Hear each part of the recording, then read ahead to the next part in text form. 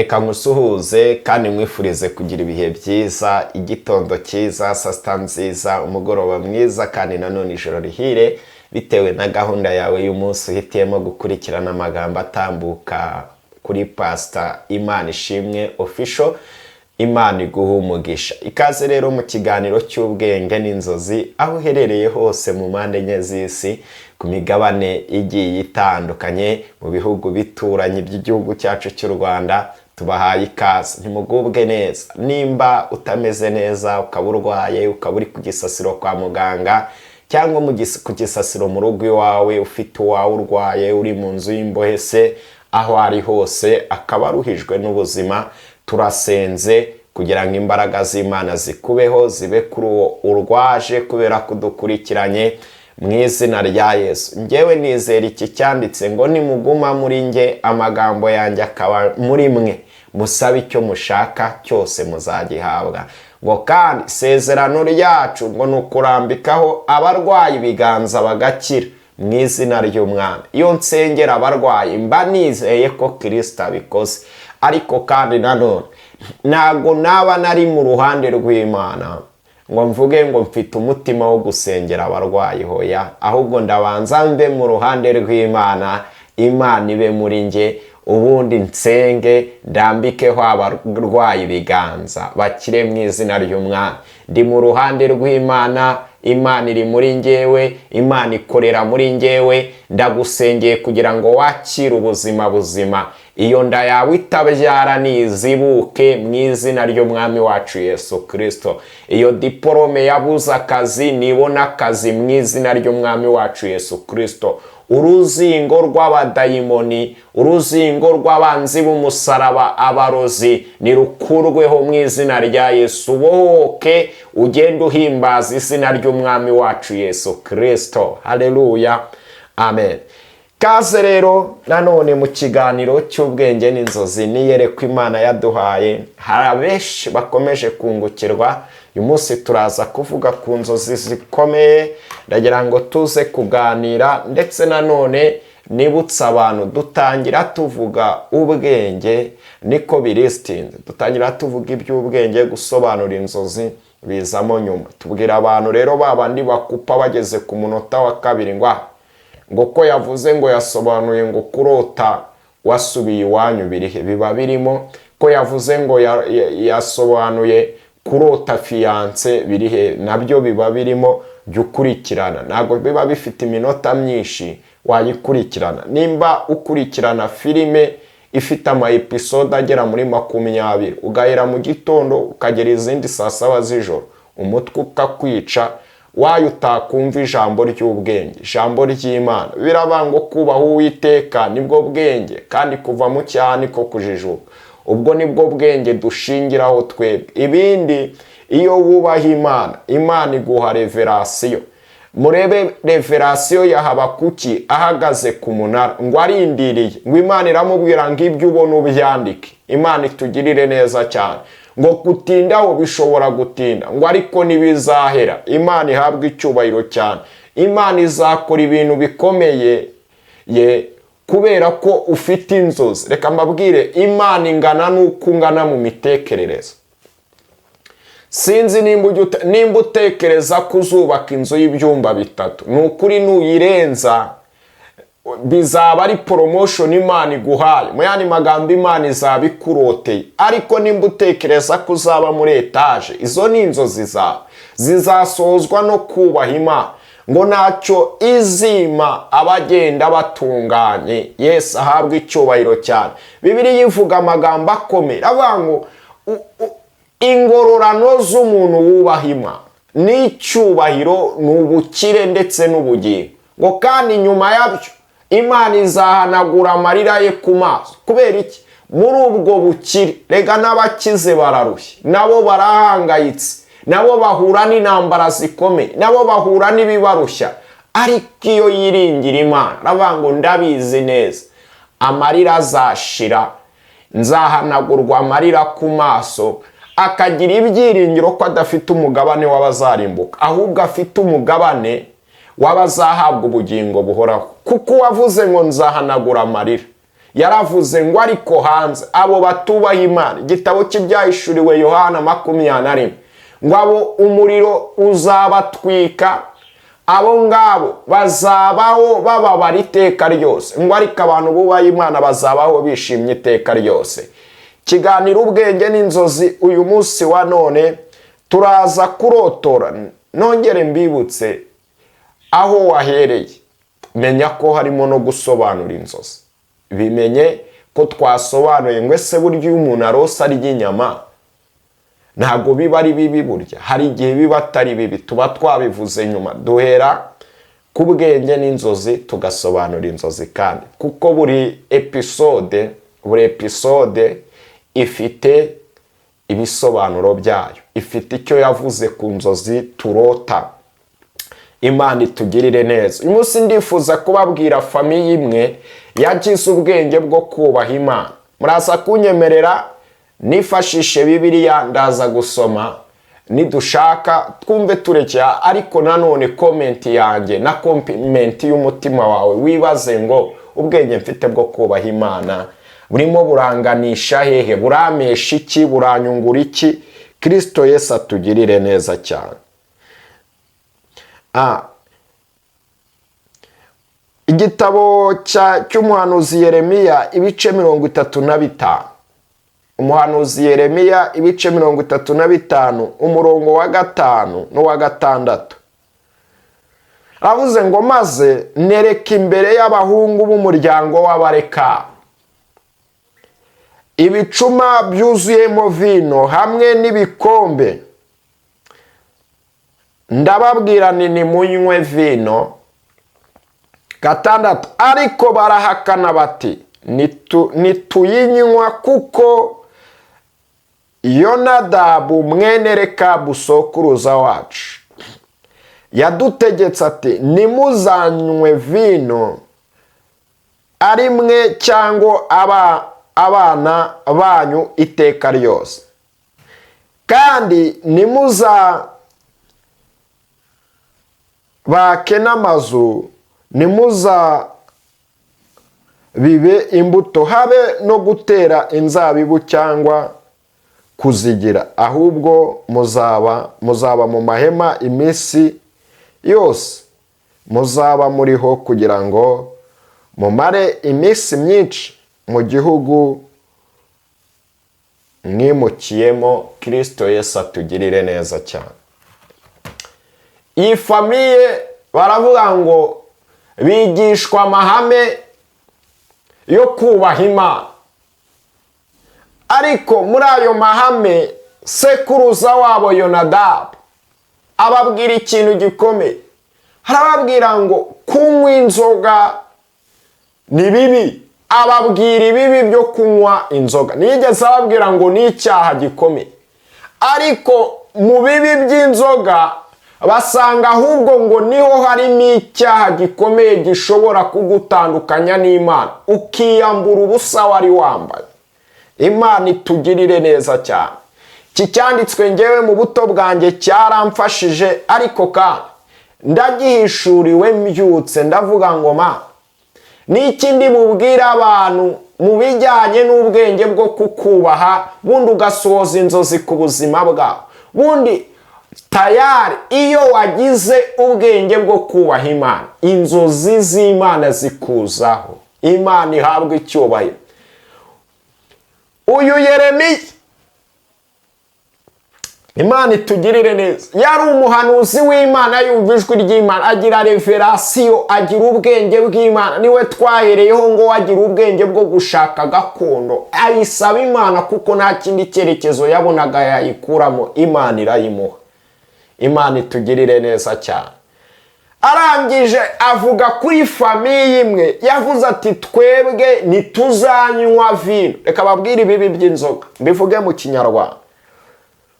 Inzoga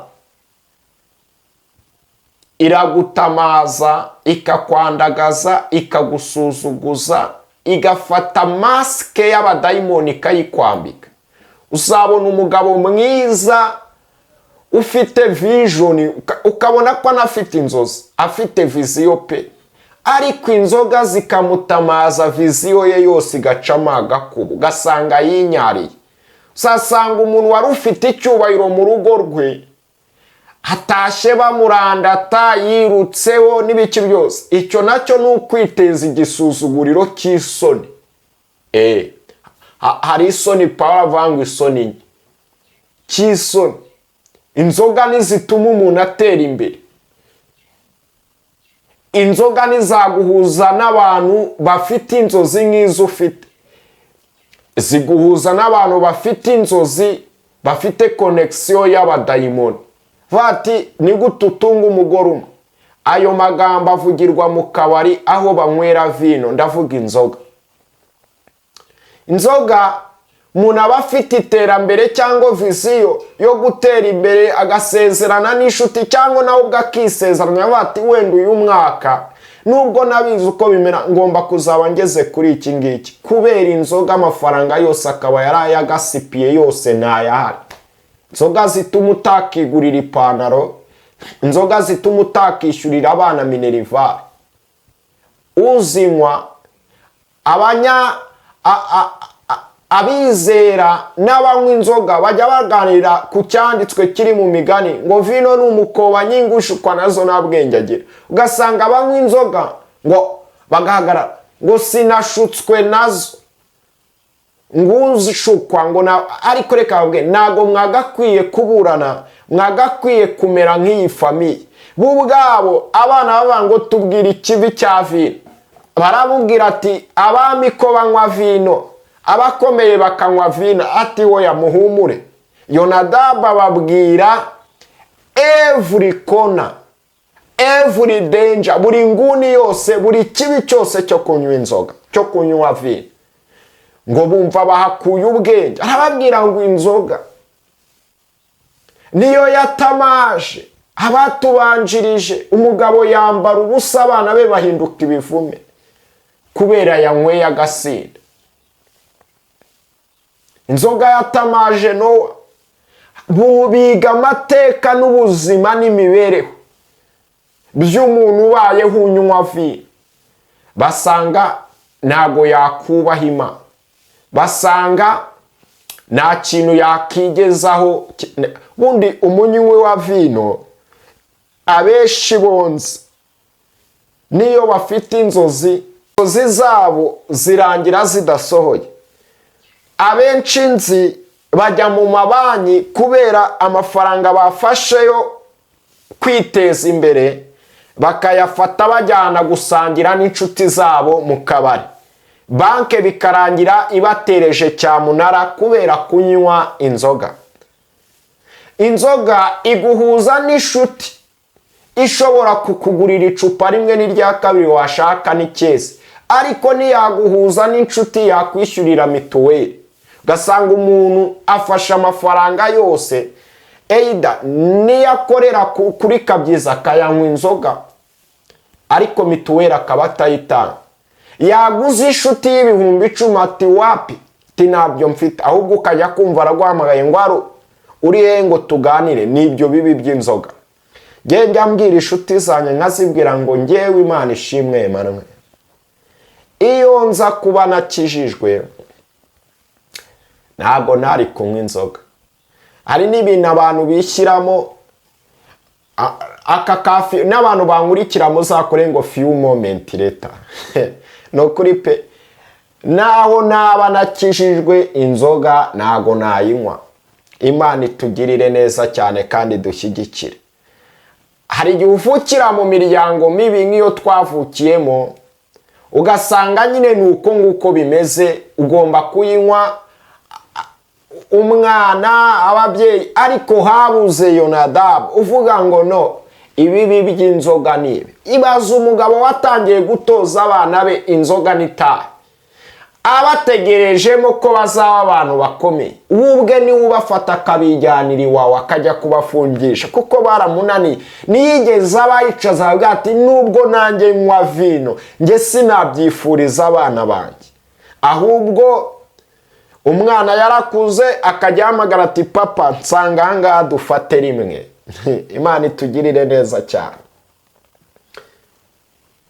abareka bumva neza amahame sekuru wabo ari kubabwira. Arababwira ngo no biragatsindwa, nta munywi wa vino nigeze mbona ubaho atunganiye Imana. Abarekabu bagambirira mu mitima yabo bati nimba ari ibyo vino nayo twanywa. Wari umuryango ukomeye, umuryango wubaha Imana ufite ubwenge. Baravuga ngo ikizatuma twubaha Imana ntago tuzanywa vino. Hari ibyateye nani ndimo ndababwira, aho umenyana n'inshuti ugatungurwa ugasanga yifatira kamanyinya, ahari uri umukristo agahita koshya akakubwira ngo erega ngo n'umubiri wacu bukeneye alukoro. Ngewe Mana, nubona ko umubiri wanjye ukeneye alukoro yo muri vino, uzacyura umugaragu wawe nitaye. Nigendere pe, byaba ari ukurengwa nawe. Akakubwira ati umubiri wanjye ukeneye alukoro, ibyo ni ukubeshya. Abazinywa neza, abazinywa bakubwiye ibibi byazo batari guhatana. None uyu munsi zirahenze. Umuntu uhembwa ibihumbi 200 iyo zamukoroneje, cyangwa agahembwa na miliyoni iyo zamukoroneje izi saha, kugira ngo ahage neza agomba gukoresha ibihumbi 600. Ntabwo turimo turazanamo iby'agakiza n'umwuka we. Ayo mafaranga ibihumbi 600 ni iterambere ryazasoza za nzozi ze zose. Yarafite inzozi ku mwana we aziga biruta uko we yize, ariko ahura n'icyasha. Kuzireka rero ni gake gake, ni gake gake. Bati numvisha amahame y'ibibi byazo kandi nanjye mbyibonaho, reka mbireke. Imana itugirire neza cyane kandi irushaho kudushyigikira. Abarekabu baravuga ngo biragatsindwa yuko twakoza umuheha wa vino mu kanwa kacu. Bararahira ngo Imana irabakunda. Naratangaye ngo bubaka inkike z'i Yerusalemu, ngo Imana ngo yafashe urukundo rwayo irushyira ku barekabu. Iravuga ngo barekabu mwe ni mwebwe mugomba kweza amarembo. Baravuga ngo nitwe tugomba, bo bafata inshingano zo gusohora imyanda zose bazinyuza ku marembo yombi. Uzi iyo nshingano? Uzi iryo jambo icyo rivuze mu buryo bw'umwuka? It's a big prophetic word. Imana ikakugirira icyizere ku buryo igukoresha muri deliverance y'irembo rya famille, ikagukoresha muri deliverance y'amarembo y'igihugu, ikagukoresha muri deliverance. Imana itugirire kuko iriya ni deliverance, kuba gusohora imyanda. Abarekabu wamugeraho, Imana yaramuhaye amaso akakubwira ngo kiranuka nibwo Imana iguha umugisha. Wabikora Imana yaguha umugisha ukagaruka gushimira abarekabu ngo bari abantu bo mu nzu y'Imana, ngo ari abantu badahinga, ngo ari abantu batabiba imbuto. Imana irababwira rino jambo rero, hari abantu barigenderaho bagahinduka abanebwe atari isezerano ryabo. Ngo turabo kuba mu nzu y'Imana. Irababwira ngo guhera uyu munsi kubera ko munyubaye nimuzigera muhinga, nzajya mbazanira abantu babagaburira. Tika muzarya iby'abanyamahanga besheje.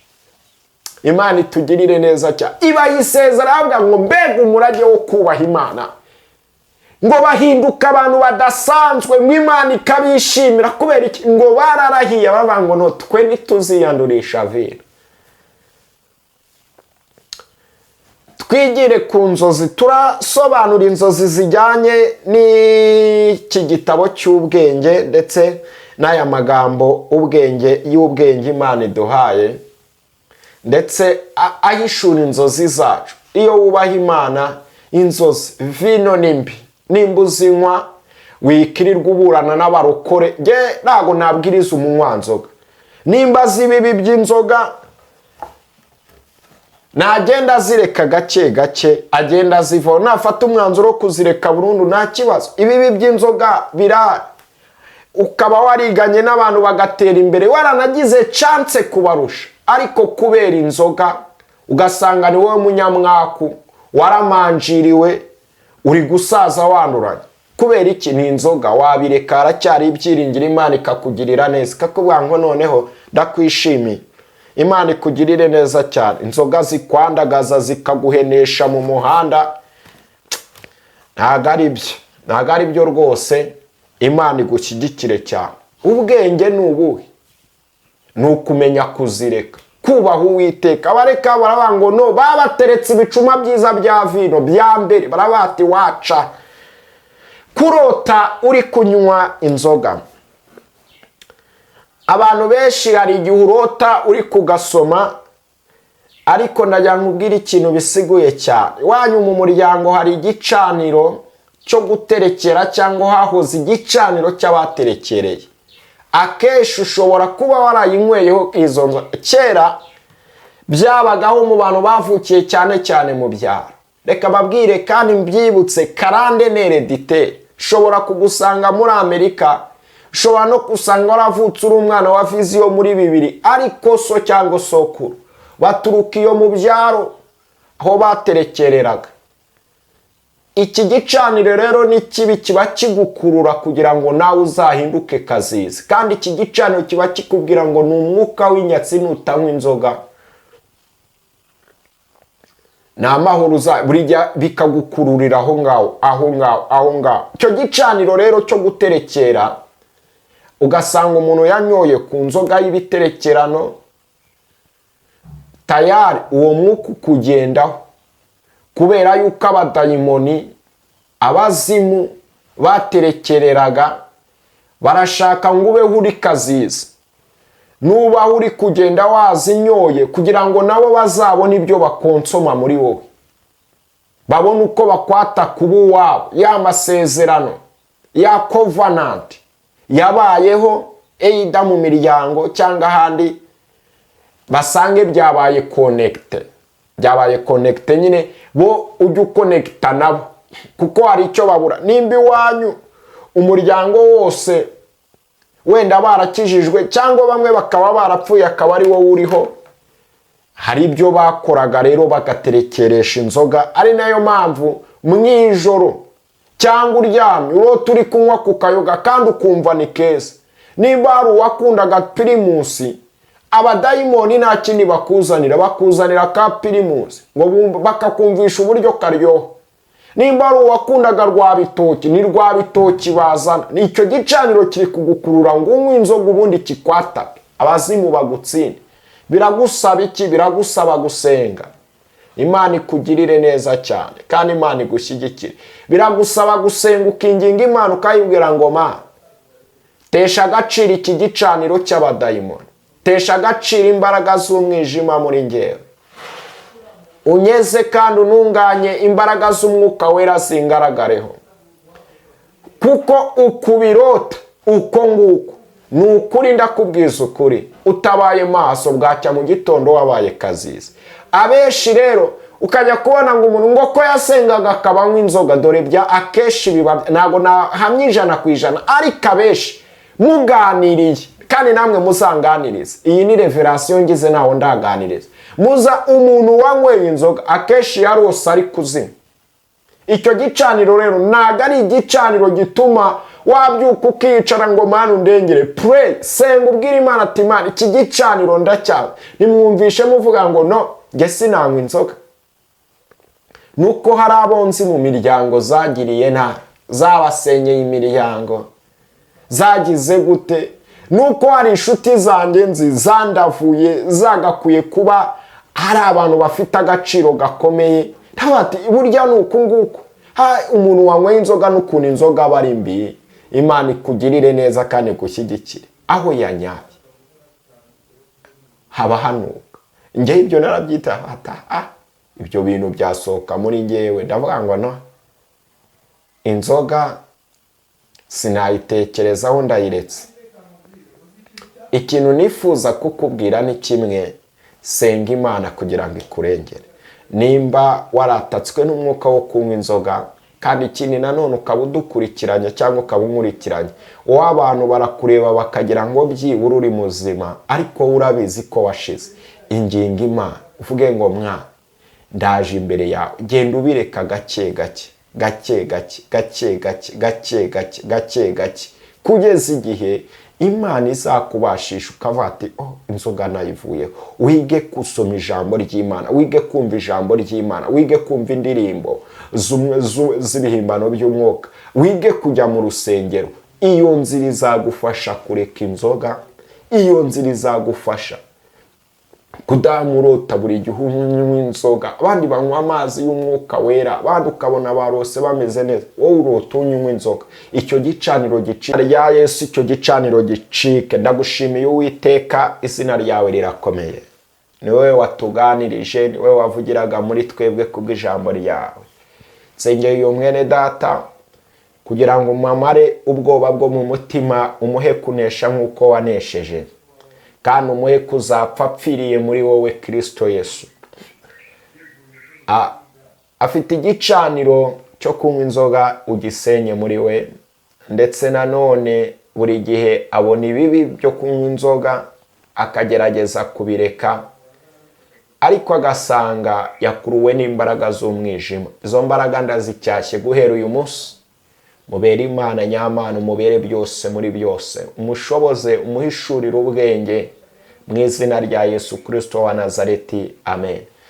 Wifuza kutuvugisha cyangwa nanone wifuza gutera inkunga iki kiganiro Ubwenge n'Inzozi, dufite ibintu byinshi byo gukora. Reka tubanze tuvuge ngo Imana iguhe umugisha. Wakozweho. Ndimo ndasenga isengesho mu cyanditswe igihe Imana yahamagaraga Sawuli ngo imutoranyiriza abagabo bamwe yakoze ku mutima, ngo ariko ab'ibigoryi bamwe barinumira.